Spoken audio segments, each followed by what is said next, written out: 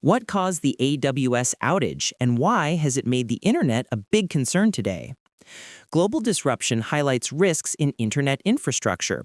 A widespread disruption at Amazon Web Services, or AWS, early on Monday caused major interruptions to online services, underscoring how vulnerable large parts of the internet remain despite decades of growth.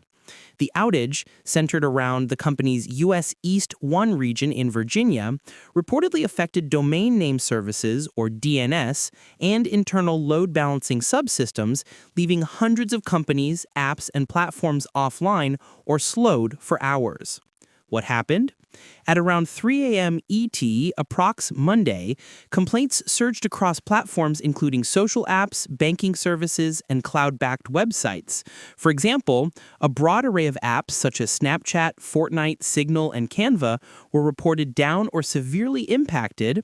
Financial services and government sites in the UK experienced issues such as users being unable to access online banking at Lloyds Bank, Bank of Scotland, and delays at the tax office site, HM Revenue and Customs. Why it matters? This incident shines a spotlight on several broader issues. Over-reliance on key cloud hubs. When a major region like US East 1 experiences problems, the ripple effects are global. The internet may feel decentralized, but many critical services depend on just a handful of large providers. Fragility of digital services. The outage showed how quickly daily life, banking, entertainment, and communications can be disrupted when the underlying infrastructure stutters. Resiliency and regulation concerns.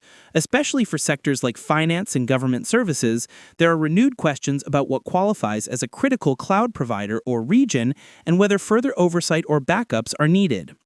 Recovery and risk management. The speed of response was relatively good, but the event demonstrates that even short disruptions can cascade into serious business, legal, and societal cost. Key takeaways for users and organizations.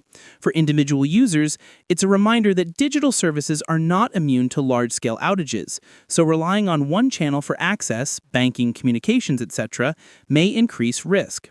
For organizations and service providers, considering multi-region or multi-provider architectures is increasingly important, not just for performance, but for business continuity and risk mitigation.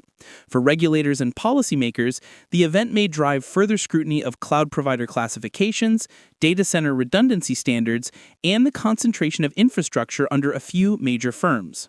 Looking ahead.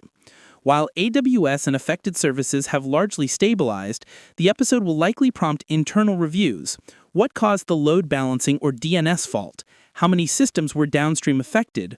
Will this accelerate shifts in cloud strategy or provider diversification? Moreover, as more sectors move into the cloud and adopt always-on digital modes of operation, the tolerance for major disruptions grows ever smaller, meaning resilience will become central.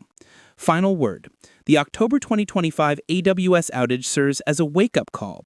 It reminds us that behind the seemingly endless availability of apps and services lies complex infrastructure, and that infrastructure, no matter how advanced, can still falter. The era of always-on may demand not just speed and scale, but greater resilience, diversity, and safeguards than ever before.